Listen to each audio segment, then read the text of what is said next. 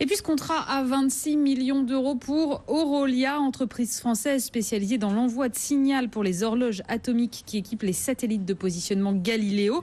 Et bien en plus de la génération actuelle, Orolia va fournir aussi les horloges deuxième génération de ce GPS européen à partir de 2025.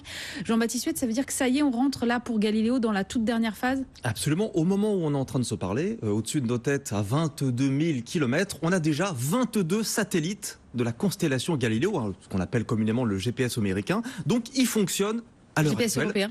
Et le GPS européen, donc il fonctionne à l'heure actuelle et on doit avoir au total 30 satellites d'ici 2020. Peut-être, ne le savez-vous pas, mais nous tous pouvons d'ores et déjà utiliser ce réseau de positionnement européen grâce à nos smartphones, s'ils sont relativement récents, que ce soit chez Apple, que ce soit chez Samsung. Si on a le dernier, Absolument. il est branché sur Galileo. Même si vous avez l'iPhone 7, l'avant-dernier, d'accord. Ils sont branchés sur Galileo. Les logiciels repèrent directement les systèmes qui sont les plus précis. Or, justement, Galileo est le système de positionnement le plus précis du monde, en tout cas pour les civils. 1 mètre de précision contre 10 pour le GPS américain, avec tous les usages que ça peut ouvrir par la suite.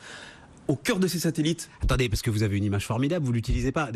Vous me disiez, GPS vous dit dans quelle rue vous êtes, Galileo sur quel trottoir. Exactement. C'est magnifique. C'est exactement ça, quoi. Et au cœur de ces satellites, justement, des horloges atomiques qui sont le cœur du système, qui permettent vraiment de localiser, de mesurer le temps, mais au milliardième de seconde près. Des horloges qui sont fabriquées notamment avec la participation d'Orolia et de sa filiale SpectraTime.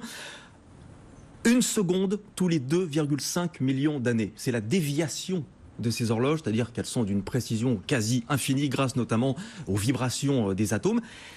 Et il faut savoir qu'une petite modification d'1 microseconde, c'est-à-dire 0,0001 seconde, et bien sur le terrain, ça vous fait 300 mètres de décalage. D'où c'est absolument fondamental d'avoir quelque chose d'ultra précis. Et on a eu des doutes sur ces horloges. Ce pourquoi c'est important là, ce qui se passe aujourd'hui et ce nouveau contrat pour Orolia, c'est que c'est le signe que ça fonctionne. Il y a eu des bugs au départ.